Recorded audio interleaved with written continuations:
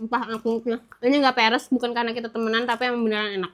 Kapan lagi kita beli basreng yang udah dapet plastik sama tusukannya? Udah berasa kayak kita jajanan di pinggir jalan. Sore-sore, panas banget. Enaknya tuh nyemil. Untung aku masih stok sih basreng. Aku tuh lebih seneng yang saus sambal karena apa? Dia tuh dapet plastik sama tusukannya gitu. Jadi kayak kita beli di abang-abang.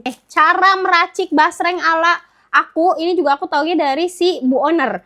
Si Trisajia, katanya sausnya dimasukin semua, bumbunya juga dimasukin semua. Kita kasih air sedikit. Nih, 2 sendok aja, say.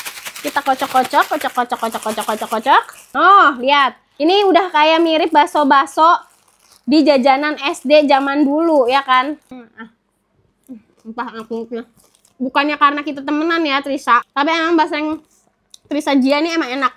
Aku pernah beli basreng di tempat lain. Rasanya nggak seenak ini. Kalau misalnya kayak aku, langsung aja klik linknya aku, oke?